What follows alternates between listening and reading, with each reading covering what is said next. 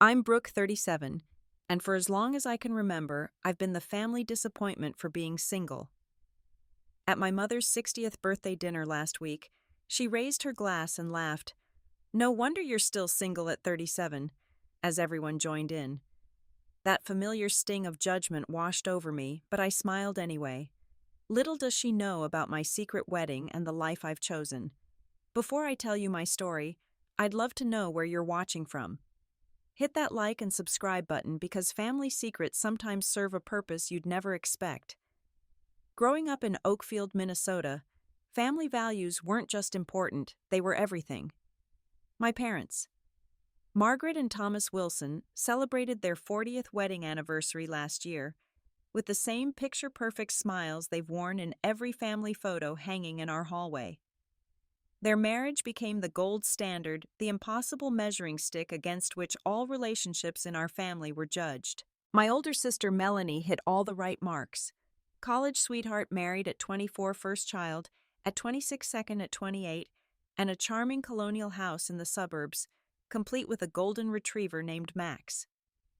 My mother beams when she talks about Melanie, her voice lifting with pride as she describes her daughter's life choices as if reading from a script she wrote herself.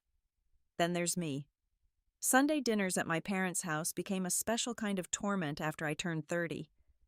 My mother would serve pot roast with a side of interrogation about my dating life. "Jennifer from church just got engaged and she's almost 35, she'd say, passing the mashed potatoes. "Her fiancé is a dentist." "That's nice," I'd reply, knowing what would come next. "You know, Brooke, you're not getting any younger. Have you considered that maybe you're being too picky? Not everyone finds their perfect match." My father would stare intently at his plate, avoiding the crossfire. Melanie would give me sympathetic glances while wrangling her children into eating their vegetables. Her husband James would make awkward jokes about setting me up with colleagues, which my mother would eagerly latch onto. "What about that nice accountant at your firm, James? Is he still single? Brooke needs someone stable." My successful career as a photojournalist meant nothing in these conversations. I've covered stories in 27 countries. My work has appeared in National Geographic Time and the New York Times. I've won awards for my photo essays on climate refugees. But in my mother's eyes, these accomplishments were just a phase before I found what really mattered: a husband. "All that traveling," she'd sigh. "No man wants a wife who's never home, Brooke. How will you raise children if you're always on a plane?" The pressure intensified after my 35th birthday. My mother stopped being subtle. She started organizing dinner parties with convenient +1s for me. There was Gary, the divorced podiatrist with 3 teenage children and a blatant drinking problem. Then came Stuart, a family friend's nephew, who spent the entire evening talking about his model train collection and his mother's cooking. The worst was Richard, an insurance salesman, who asked if I would consider giving up my little photography hobby after marriage, because he preferred a traditional wife. After each disastrous setup, my mother would call to dissect what went wrong, never considering that perhaps these men weren't right for me. "You didn't laugh at Richard's jokes," she'd critique. "Men like women who make them feel funny." These constant expectations created deep fissures in my self-confidence. Despite building a career I was proud of, despite financial independence and a life filled with meaningful experiences, I found myself questioning my choices. Was there something fundamentally wrong with me? Was I broken in some way that made me unsuitable for the kind of relationship my mother valued? At family gatherings, I'd watch Melanie juggle her kids, her husband's needs, and my mother's expectations with practiced grace. Once, in a rare moment alone in the kitchen, Melanie confessed, "Sometimes I wonder what life would have been like if I'd traveled like you, if I'd waited." There was a wistfulness in her voice that vanished the moment her daughter called for her. That brief moment of connection didn't stop Melanie from joining the chorus of concern about my single status. "Mom means well," she'd say, after particularly brutal family dinners. "She just wants you to be happy." "I am happy," I'd insist. Melanie would give me a look that said she didn't quite believe me, as if happiness without a wedding ring was a temporary illusion. The emotional toll of hiding my true self from my family grew heavier with each passing year. I became an expert at deflection, at turning conversations away from my personal life. I crafted vague answers about being focused on my career, about waiting for the right person. In reality, I was building walls to protect myself from their judgment walls that eventually became so high I wasn't sure anyone could climb them. 7 years ago, my editor assigned me to cover a story in Seattle about Doctors Without Borders. They were hosting a fundraising gala and wanted photos of their recent humanitarian work featured in their annual report. It was a straightforward assignment, nothing I hadn't done dozens of times before. I expected to fly and capture the images, conduct a few interviews, and be on my way to the next story. I didn't expect Dr. Alex Taylor. Alex was keynote speaker at the gala, a trauma surgeon who had spent the past 3 years working in conflict zones across the Middle East and Africa. Tall, with warm brown eyes and an unexpected sense of humor, Alex commanded attention without seeking it. During the speech, I found myself lowering my camera, more interested in listening than photographing. "The thing about humanitarian work," Alex said to the crowd of donors in expensive formal wear, "is that it strips away pretense. When you're working in a field hospital with limited supplies and desperate need, you discover what truly matters. And it's never the things we're taught to value in our comfortable lives here." After the speech, I approached Alex for an interview. "I'll need more than sound bites about saving the world," I said, setting up my recorder. "My readers have heard that before." Alex smiled, the kind that reaches the eyes. "You want the unvarnished truth? Most people don't." "I'm not most people," I replied. We ended up talking for hours in the empty venue after the event staff had cleared away the champagne flutes and silent auction items. Alex told me about performing surgery during air raids, about treating children with injuries no child should endure, about finding moments of joy and human connection in places devastated by conflict. "What about your family?" I asked. "Do they understand why you do this work?" Alex hesitated, then laughed softly. "My mother thinks I'm having an extended rebellion against settling down in a nice suburban practice. She introduces me as her child, who plays doctor in dangerous countries." The familiar ring of family disappointment created an instant bond between us.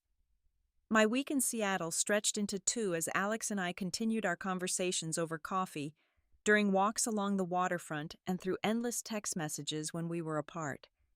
It wasn't a whirlwind romance from a movie, but something quieter and more profound, the recognition of someone who understood parts of me I had always hidden from others. Alex understood my passion for my work without seeing it as something to eventually abandon. We shared similar values about helping others, about bearing witness to both suffering and resilience.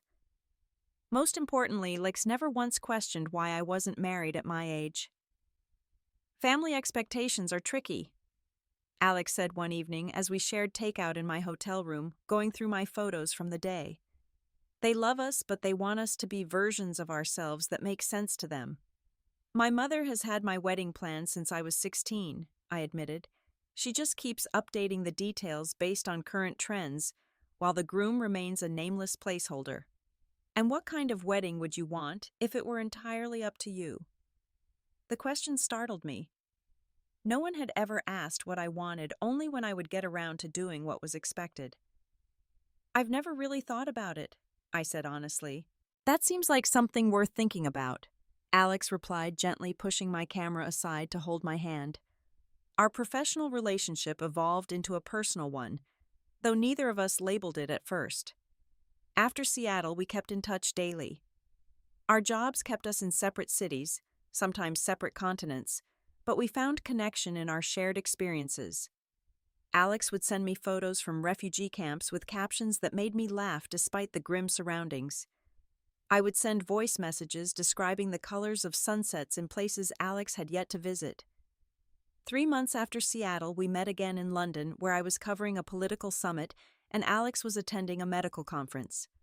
We spent a weekend exploring the city, holding hands in museums and stealing kisses on the underground like teenagers. In a quiet moment at a corner table in a Covent Garden pub, Alex looked at me with unexpected seriousness. "I've dated people before who wanted me to change," Alex said, turning a beer coaster over in nimble surgeon's fingers. "Who saw my work as a phase before real life began." but you understand. I do. I said simply because it was true. I understood the call to witness to help to use your skills where they were most needed rather than where they were most profitable. Our relationship developed in stolen moments around the world. When our work aligned, we would meet in hotel rooms and borrowed apartments, creating our own temporary homes. We discovered each other's habits, preferences, and dreams in compressed time frames that somehow felt expansive. Alex learned that I couldn't start my day without coffee, that I sang off-key in the shower, and that I kept a journal of sky colors from every place I'd visited. I discovered that Alex read poetry before sleeping, preferred savory to sweet, and could name every bone in the human body in under 2 minutes. What made our connection different from any I'd had before was the complete acceptance. We never asked each other to be less passionate about our work or more available for conventional relationship milestones. We supported each other's independence while creating a space that belonged just to us. 6 months after we met during a rare 2-week overlap where both of us were working in Jordan, Alex broached the subject of children. We were sitting on the rooftop of our hotel, watching the lights of Amman spread out before us. I should tell you, Alex said carefully, that I don't want children. My work takes me to places where I see too many suffering already. I can't justify bringing more into the world when I can barely help those who are here. I felt a weight lift that I hadn't realized I was carrying. I've never wanted them either, I admitted. I love my niece and nephew, but motherhood isn't for me. My family considers this a character flaw. Alex squeezed my hand. Mine too. It's refreshing to not have to defend that choice. That night marked a turning point in our relationship. We had revealed a truth that had damaged previous relationships for both of us, and instead of creating distance, it brought us closer. We began to share other unpopular truths: our ambivalence about permanent homes, our occasional need for solitude, our disinterest in accumulating the trappings of conventional success. For the first time in my life, I felt truly seen and accepted. And yet when I spoke with my family, I never mentioned Alex. I kept our relationship private, protecting it from my mother's inevitable questions and judgments. It was a decision Alex understood without me having to explain it. Some things are too precious to expose to people who might not understand their value, Alex said when I apologized for not mentioning our relationship to my family. I haven't told mine about you either. They'd start planning the wedding and the grandchildren before we hung up the phone. We both laughed, but there was truth in the humor. Our relationship existed in a bubble separate from our family's expectations, and for now, that was exactly how we wanted it. 1 year into our relationship, Alex and I found ourselves in Santorini during a rare 2-week vacation for both of us. We had rented a small whitewashed house with a blue door and a view of the caldera that took my breath away each morning. It was the longest we had ever spent together uninterrupted by work, and I discovered I loved the quiet domesticity as much as our more adventurous encounters. On our last evening, we sat on our terrace watching the sun sink into the Aegean Sea, painting the sky in shades of orange and pink that made me wish I had my professional camera instead of just my phone. I've been thinking, Alex said, refilling our wine glasses, about us and about traditional relationship markers. My stomach tightened. Was this the beginning of the end? Had our unconventional arrangement reached its natural conclusion? I love you. Alex continued, taking my hand. I love our life together, however intermittent it might be. I love that we understand each other's priorities and passions. I nodded, still unsure where this was heading. Alex reached into a pocket and pulled out a small blue box. I'm not proposing what my parents would call a real marriage. I'm not asking you to wear white and walk down an aisle while distant relatives judge your dress choices. Despite my anxiety, I laughed. Alex knew me so well. I'm proposing a promise between us, a commitment that doesn't require anyone else's approval or understanding. Alex opened the box to reveal a slim band of twisted silver. A marriage that serves us, not social expectations. Tears filled my eyes as understanding dawned. You want to get married but not have a wedding. Exactly. No announcements, no registry, no first dance or cake cutting. Just us making promises that matter to us. Alex's expression grew serious. Unless you want those things, I'd endure them for you. I shook my head, feeling a surge of emotion so powerful it nearly overwhelmed me. I've never wanted a wedding, the performance of it all, the pressure to make it Instagram perfect. But marriage, a real partnership with you, I struggled to find the words. Is that a yes? Alex asked, a hint of uncertainty crossing those usually confident features. It's a yes, I whispered, as Alex slipped the ring onto my finger. But how would we do this, practically speaking? We spent that night planning our secret wedding. Both of us had seen too many relationships fracture under family expectations. My mother had criticized every boyfriend I'd ever introduced her to. Alex's parents had sabotaged relationships they deemed unsuitable. We agreed that our marriage would be private, protected from the opinions and judgments that had damaged us both in the past. Marriage is about the people in it, Alex said as we lay tangled in sheets making plans, not those watching from the sidelines. 3 months later, we met in Bali. I told my parents I was on assignment. Alex claimed a medical conference. We rented a private villa on a secluded beach and invited only 2 people, a local wedding officiant and a photographer friend of mine who promised absolute discretion. The morning of our wedding, I woke to sunshine streaming through gauzy white curtains. There were no bridesmaids fussing over my hair, no mother adjusting my veil, no father waiting to walk me down an aisle. Instead, there was peace and certainty. I wore a simple white sundress I'd bought in a local market. Alex chose linen pants and a white shirt that billowed in the ocean breeze. We walked barefoot across warm sand to meet the officiant who waited by the water's edge. My photographer friend captured candid moments without direction, preserving the genuine joy we couldn't have manufactured for a traditional wedding album. Our vows were promises we wrote ourselves. Alex promised to support my work and independence, to never ask me to be less than I was, to build a partnership based on equality and respect. I promised to honor Alex's calling to create space for both togetherness and solitude, to love without trying to possess or change. I don't promise to be with you every day, I said, holding Alex's hands as waves lapped at our feet. But I promise that every day, wherever I am, I will choose this commitment. I don't promise a life free from challenges, Alex replied. But I promise we'll face them as equals, neither of us sacrificing more than the other.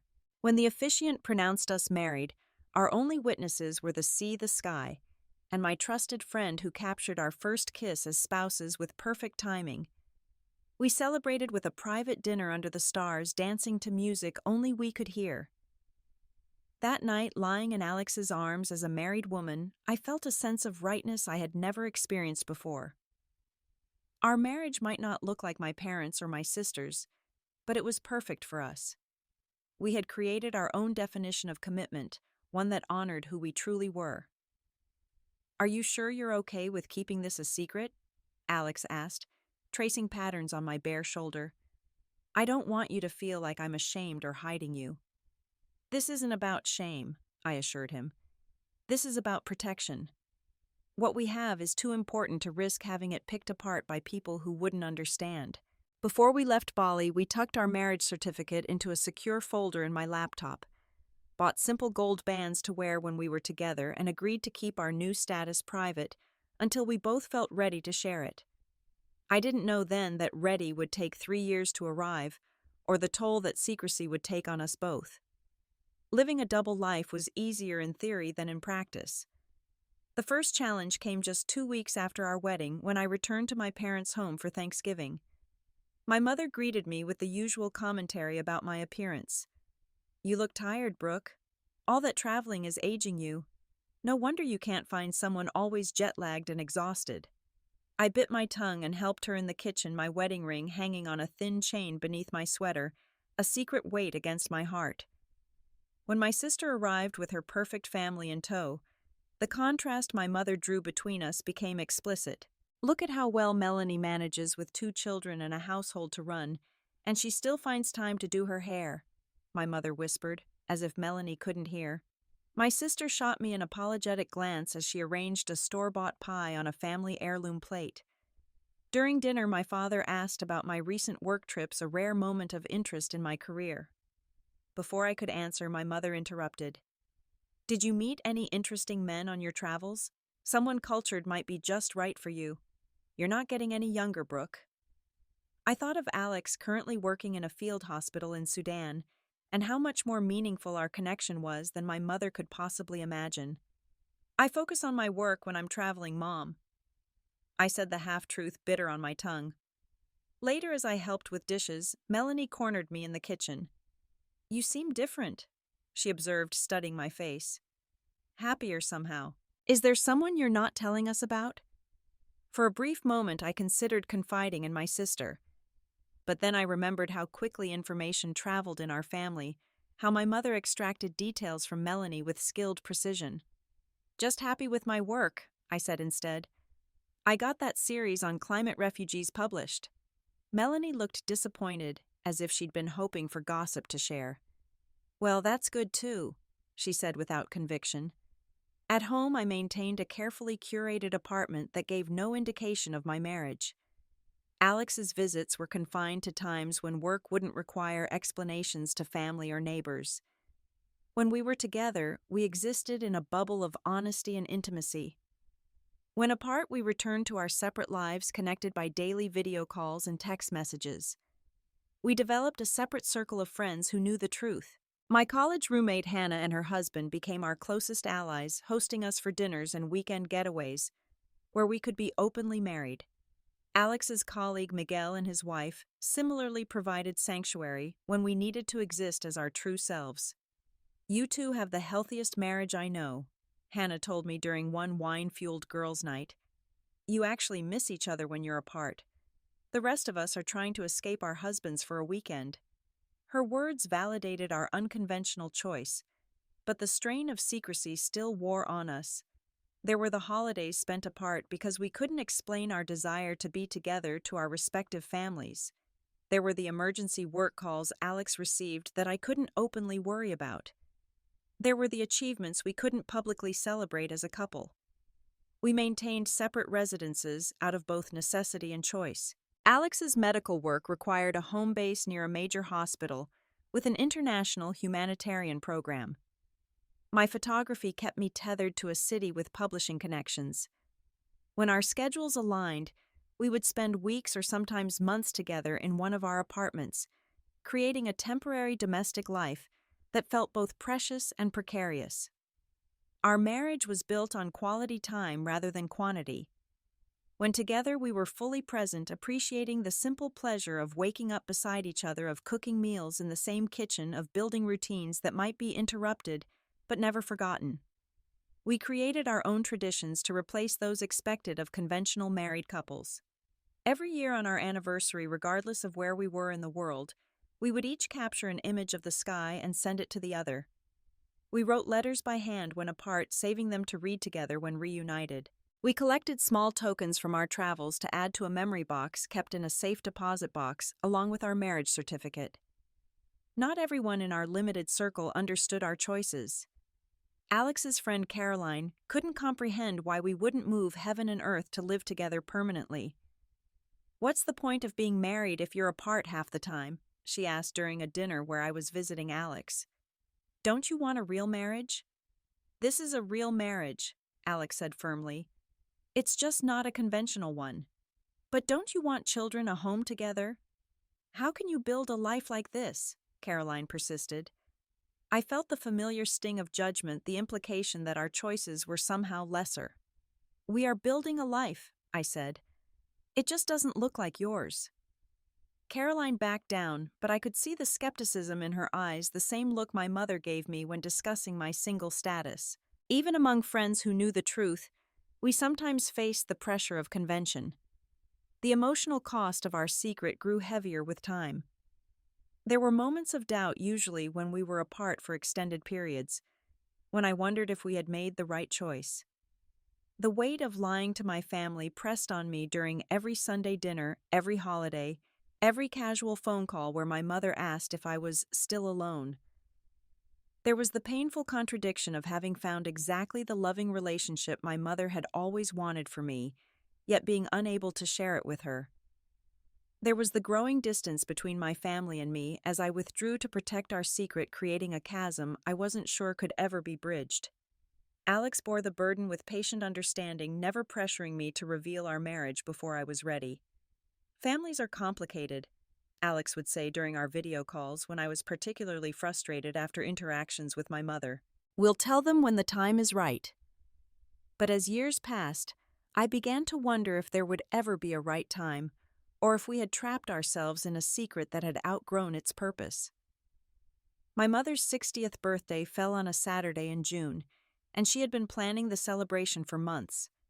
She reserved a private room at Giovanni's, the most expensive Italian restaurant in town, and invited extended family and close friends.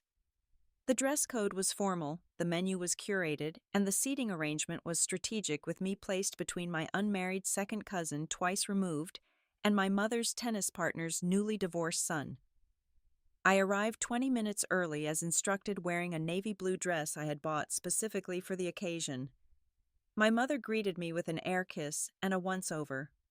"You look nice, dear, but couldn't you have done something more special with your hair? It's not every day your mother turns 60. Before I could respond, she turned to the maitre d' to discuss the wine selection. My father gave me a genuine hug and whispered, "You look beautiful, kiddo," before being summoned by my mother to greet arriving guests. As family members filled the room, the familiar pattern emerged. Aunts asked about my love life with exaggerated concern. Cousins updated me on their children's accomplishments while looking at me with pity. My sister arrived with her husband and children, looking harried but put together in the way my mother approved. Aunt Brooke, my niece Julia, called, running to hug me despite my mother's warning not to wrinkle her dress. At 8, Julia was showing interest in photography, and I had given her a beginner's camera for Christmas. "I brought my photo book to show you."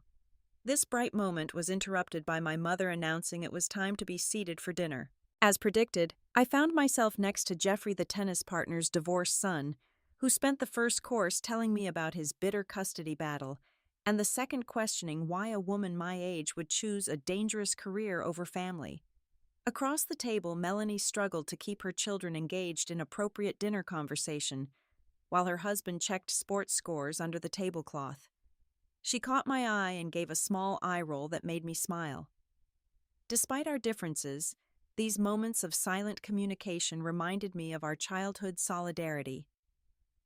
After the main course, my father stood to toast my mother. His speech was sweet and genuine, highlighting their 40 years together and her accomplishments as a wife, mother, and community volunteer. My mother dabbed at her eyes with her napkin, clearly moved by his words. Others followed with toasts. My sister spoke about learning to be a mother from the best example. My mother's oldest friend reminisced about their college days. Then, clearly tipsy from several glasses of wine, my mother herself stood up. "I just want to thank everyone for coming to celebrate with me," she began. "Looking around this room, I see the fruits of my 60 years. My wonderful husband, my beautiful daughter Melanie, and her lovely family." She beamed at my sister's side of the table. Then she turned to me, her smile tightening just slightly. "And my Brooke, so independent, so career-focused." There was a pause laden with unspoken criticism, always marching to her own drummer. A few uncomfortable chuckles rippled through the room. My mother raised her glass higher. "No wonder you're still single at 37, she said with a laugh that others hesitantly joined. "Always off in dangerous places with that camera, instead of finding a nice man to settle down with." The table erupted in laughter, some genuine, some clearly uncomfortable. My father's smile froze. Melanie looked down at her plate. But my mother continued, emboldened by the reaction. "Maybe by my 70th birthday you'll surprise us all with a +1 Brooke, though we might need to check his pulse considering how long we've been waiting." More laughter, louder this time. My face burned with humiliation. 3 years of marriage, of deep love and partnership, reduced to a punchline at my expense. I felt the weight of my wedding ring against my chest, hidden beneath my carefully chosen dress. Excuse me? I murmured, placing my napkin beside my half-eaten tiramisu. I need some air. In the restroom, I locked myself in a stall and leaned against the cool marble wall, fighting tears. My phone vibrated in my clutch. Alex checking in from a conference in Chicago. I had forgotten our scheduled quick call. Hey, I answered, trying to keep my voice steady. Brooke, what's wrong? Alex knew me too well to be fooled. The dam broke. In hushed tones, I recounted my mother's toast, the laughter, the years of subtle and not so subtle criticism. I'm so tired of this, Alex. I'm tired of hiding us. I'm tired of being the family joke. Alex was quiet for a moment. I can be there in 3 hours. Say the word, and I'm on the next flight. The offer touched me deeply. No, you have your presentation tomorrow. I can handle this. Are you sure? Because I'll drop everything? I took a deep breath, feeling something shift inside me. I'm sure. I think it's time they knew the truth. On my terms. Whatever you decide, I'm with you, Alex said. Literally if you want. Figuratively, if that's better, but I'm with you either way. After we hung up, I stood before the bathroom mirror studying my reflection. I saw a woman who had compromised herself to protect others' feelings. A woman who had hidden her happiness out of fear of judgment. Suddenly it seemed absurd. I reached beneath my dress and pulled out the chain with my wedding ring. For the first time in 3 years, I removed the chain and slid the ring onto my finger where it belonged. The simple gold band caught the light as I straightened my shoulders and walked back to the dining room. I returned to the table with a newfound calm. My steps measured my wedding ring, now visible on my left hand. No one noticed, immediately caught up in my mother's reminiscences about her college years. I took my seat and signaled the waiter for champagne. Another toast? My mother asked, surprised. This wasn't in her carefully planned program. If you don't mind, I said, my voice steadier than I expected. It is your birthday, but I have some news I'd like to share. My mother's face lit up with excitement. She had dreamed of this moment, though the reality would be nothing like her expectations. Of course, darling, the floor is yours. The waiter poured champagne for everyone, as curious glances were exchanged around the table. My father looked concerned, perhaps sensing something momentous was about to happen. Melanie studied my face with unusual intensity. I stood glass in hand and took a deep breath. First, happy birthday, Mom. 60 years is certainly worth celebrating. I raised my glass and everyone followed suit, though many looked confused by my formal tone. I wanted to take this opportunity to address something that's been ongoing for many years in this family. The jokes, the setups, the constant commentary on my personal life, and the assumption that because I'm not living the life you all expected, I must be unhappy or incomplete. The room grew very quiet. My mother's smile froze, uncertainty creeping into her eyes. The truth is, I continued, I've listened to these comments, these jokes at my expense for years while hiding something important from all of you. Not because I was ashamed, but because I needed to protect it from judgment. I raised my left hand, the gold band catching the light. I've been married for 3 years. The silence that followed was absolute. My mother's champagne glass trembled in her hand. My father's mouth opened slightly in shock. Around the table, expressions ranged from confusion to disbelief to uncomfortable fascination. 3 years. My mother finally broke the silence, her voice barely above a whisper. I nodded, then reached into my clutch for my phone. My spouse's name is Alex. We met 7 years ago while I was on assignment in Seattle. Alex is a trauma surgeon who works with Doctors Without Borders. I pulled up our wedding photos and placed the phone on the table, turning it so my parents could see. We were married on a beach in Bali with just 2 witnesses. It was perfect for us. My mother picked up the phone with shaking hands, staring at the images of me in a simple white dress, Alex beside me, both of us radiantly happy with the ocean behind us. I don't understand, she said. Why would you keep this from us? Why wouldn't you want your family at your wedding? The hurt in her voice was genuine, but so was the lifetime of criticism that had led to this moment. Because every relationship I ever brought home was picked apart. Because I knew our marriage wouldn't fit your definition of what my life should look like. Because we both have careers that take us around the world, and we support each other's dreams instead of expecting one of us to give up everything. My father reached for the phone next, studying the photos with a furrowed brow. "You look happy," he said simply. "I am happy, Dad. Happier than I've ever been. Alex and I have built a partnership based on mutual respect and understanding. We don't need to live in the same house every day to have a committed marriage. We don't need children or a white picket fence to have a fulfilling life together." The table had divided into clear factions. Some relatives looked scandalized, whispering behind their hands. Others seemed genuinely intrigued. My Aunt Sophia, always the family rebel, was grinning openly. My mother found her voice again, anger replacing shock. "How could you do this to me? To keep such a secret for 3 years? To deprive me of seeing my daughter get married?"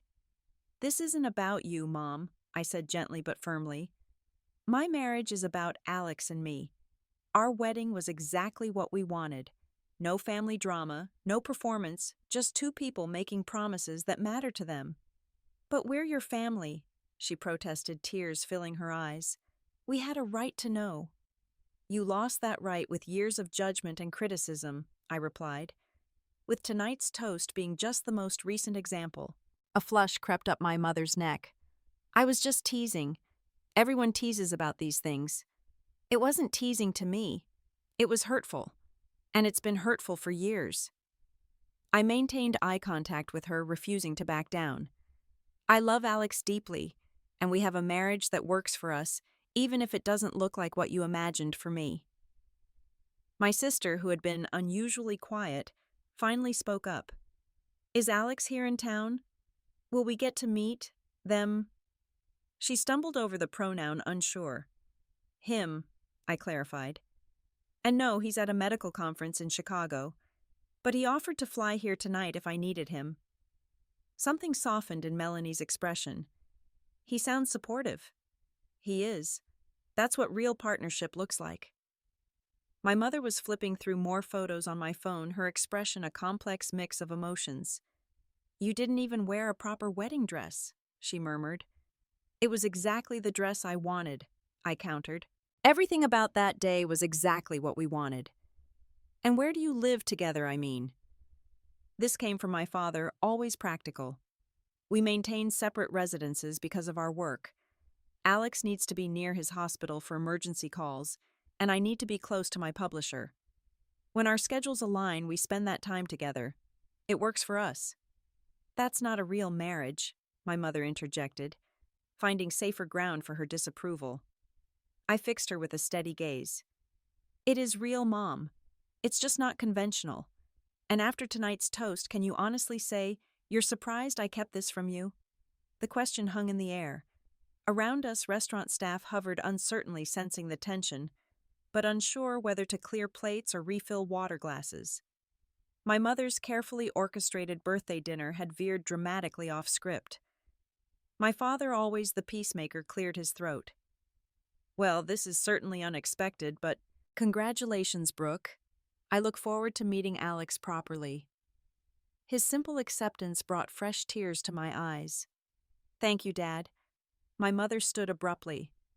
"I need some air," she announced, echoing my earlier exit, and rushed from the room. My father hesitated, torn between following her and staying to ask the questions I could see forming in his mind. "Go," I told him. "She needs you." As he left the room, erupted into a buzz of conversations. Relatives approached to see my wedding photos, asked questions about Alex, expressed surprise or support, or a mix of both. My Aunt Sophia hugged me fiercely and whispered, "Good for you, standing up for your happiness." Melanie slid into the chair beside me, her expression unreadable. 3 years, she said. All those family dinners and you never said a word." "I couldn't," I admitted. "I didn't have the strength to defend our choices over and over again."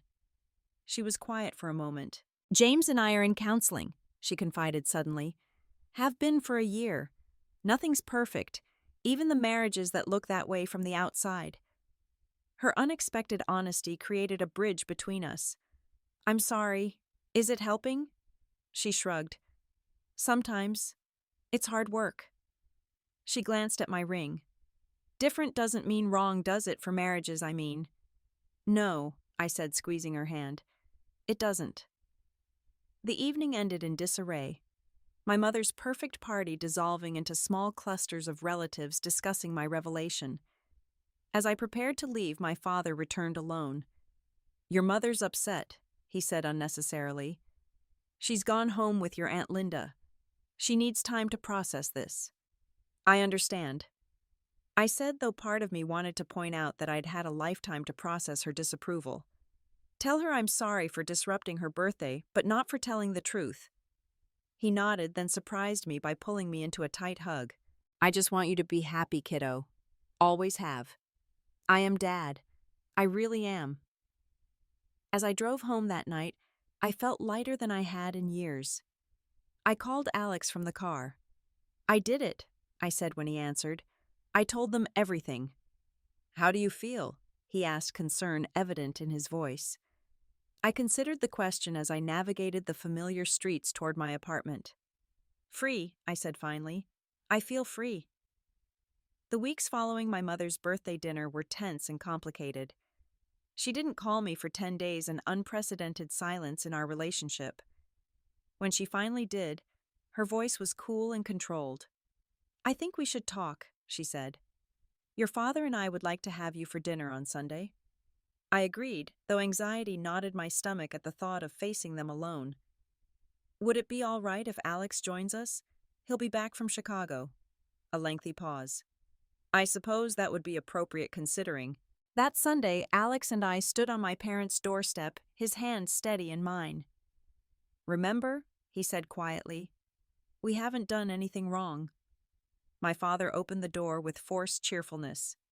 Come in, come in. You must be Alex. I'm Thomas Brooks' father. They shook hands, sizing each other up with the wariness of men from different worlds. My father, with his insurance agency and golf club membership, had little in common with my husband, who had performed surgery in war zones and refugee camps. Yet I saw respect dawning in my father's eyes, as Alex spoke articulately about his work, answering questions with thoughtful consideration. My mother was another matter entirely. She greeted us with brittle politeness, offering drinks and appetizers, like we were distant acquaintances rather than family. Her gaze skipped over our clasped hands, our matching wedding bands, any evidence of our connection. Dinner was a stilted affair, conversation lurching between safe topics and awkward silences. Finally, as my mother served coffee after the meal, she addressed the elephant in the room. I still don't understand why you felt you needed to keep your marriage a secret, she said, stirring sugar into her cup with more force than necessary. What kind of mother do you think I am, that you couldn't tell me something so important? Alex started to speak, but I placed a hand on his arm. This was my battle. Mom, every boyfriend I ever brought home was subject to your criticism. My choices have never been good enough for you. My career, my apartment, my clothes, nothing met your standards. That's not true, she protested. I only want what's best for you. What you think is best, I corrected gently. But we're different people with different values. Alex and I chose a private ceremony because we wanted our marriage to be about us, not about meeting anyone else's expectations. But 3 years, Brooke. 3 years of lies. Not lies, I said. Privacy. Protection.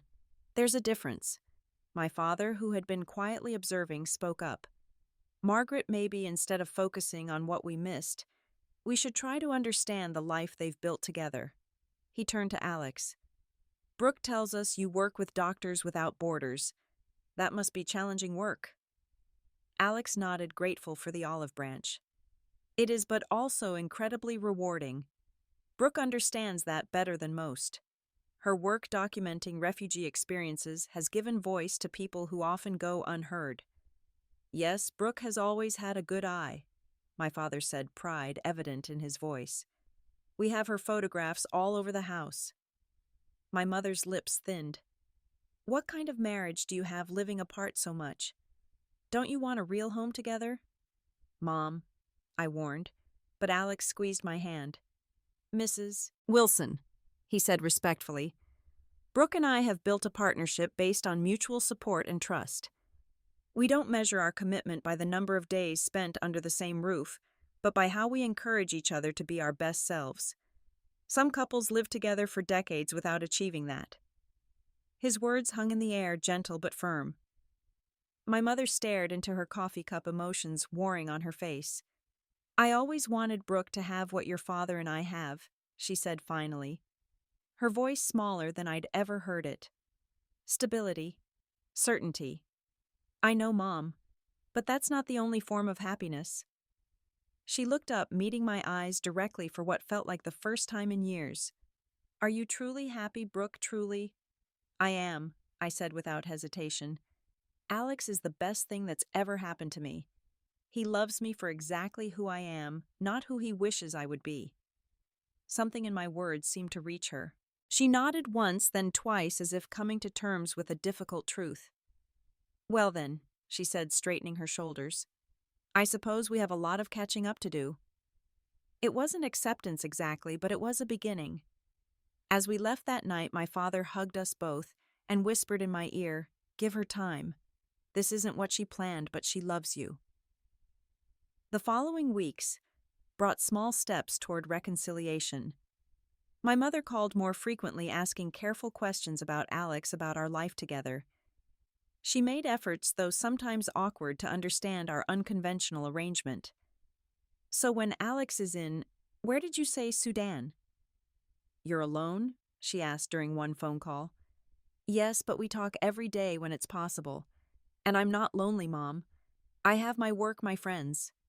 I still don't understand it, she admitted. But I'm trying. The first holiday where Alex was officially included was Thanksgiving, 4 months after the revelation at my mother's birthday. My sister and her family created a buffer of normalcy, her children's excitement about meeting their new uncle diffusing potential tension. Uncle Alex knows how to fix people, my niece announced at dinner, having absorbed that he was a doctor. Mommy says he goes to scary places to help children. Something like that, Alex agreed with a smile. But not as scary as you might think. People are the same everywhere, just trying to take care of each other. I watched my mother, listening, her expression thoughtful. Later, she pulled me aside in the kitchen. He's good with Julia and Ethan. She observed, a concession that meant more than she knew. He is, I agreed, though we're both happy being aunt and uncle rather than parents. She pursed her lips but didn't press the issue. Another small victory. The real breakthrough came unexpectedly during a family therapy session 6 months after our revelation. My mother had initially resisted the idea when I suggested it, but my father and sister had supported me. I don't see why we need to air our private matters to a stranger, my mother had protested. Because we're not communicating effectively on our own, I countered, and I'm tired of the tension. I want us to find a way forward. In that third session, guided by Dr. Bennett's gentle but firm questioning, my mother finally vocalized what lay beneath her anger and hurt. I just don't understand why my life plan wasn't good enough for you, she said, tears spilling down her cheeks. I did everything right. I gave you a stable home, good examples, all the opportunities I never had, and you rejected all of it. The raw vulnerability in her voice stunned me. Mom, I didn't reject you. I just found a different path that works for me. Oh, but why wasn't my path good enough? She persisted. What did I do wrong that made you want something so different? Dr. Bennett interjected gently. Mrs. Wilson, could it be possible that Brooke's choices aren't a reflection on your parenting, but simply an expression of her own unique personality and values?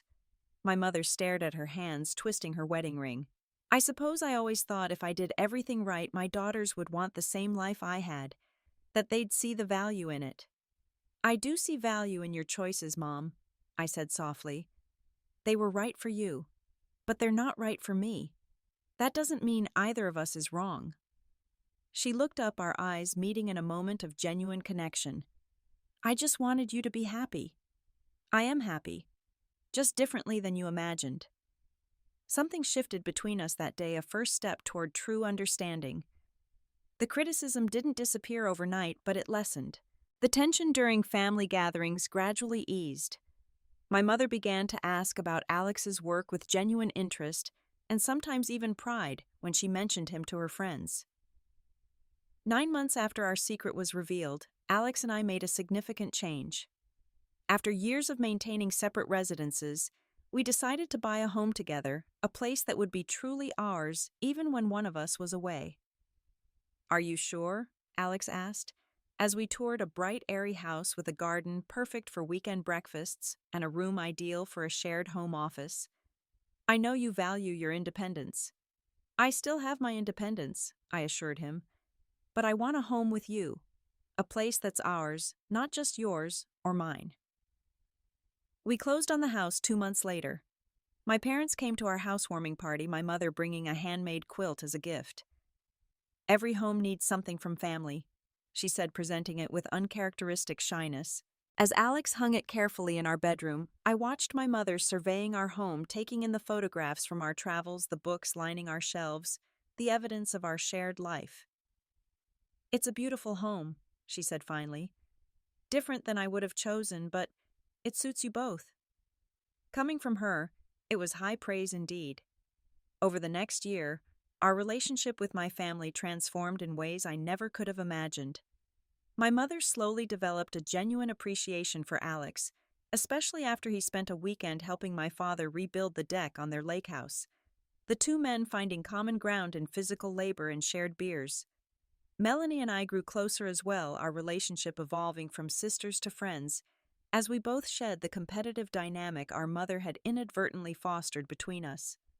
One evening, while our husbands watched a game together, Melanie confided that her marriage wasn't as perfect as it appeared. "We almost separated last year," she admitted.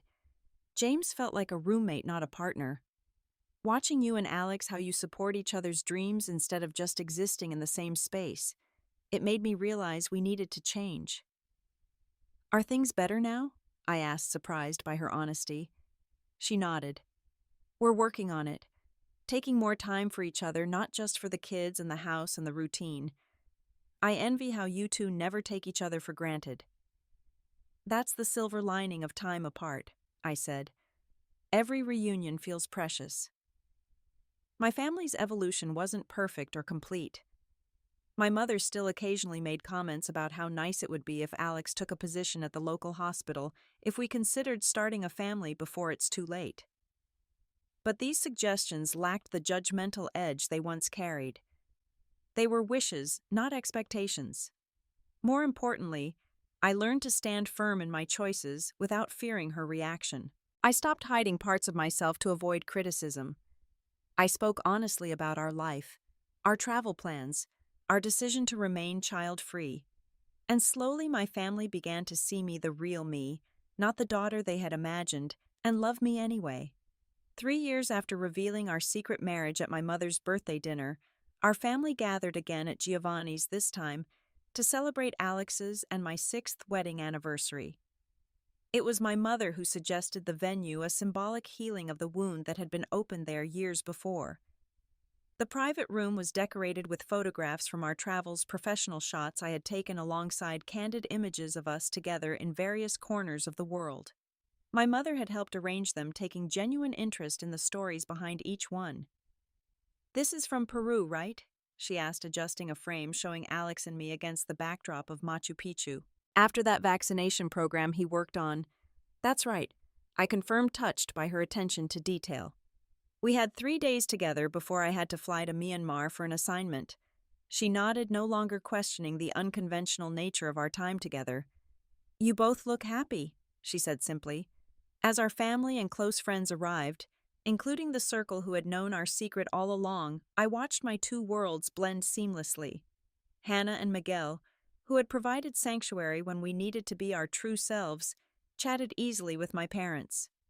My niece followed Alex around, still fascinated by his medical stories, while my nephew showed my father a soccer move he had learned. Midway through dinner, my mother surprised everyone by tapping her glass for attention. "I'd like to make a toast," she announced, standing with uncharacteristic nervousness. The room quieted, and I felt Alex's hand find mine under the table, both of us remembering the last toast she had made in this room. 6 years ago, Brooke and Alex made promises to each other on a beach far from here, with only the waves as witnesses.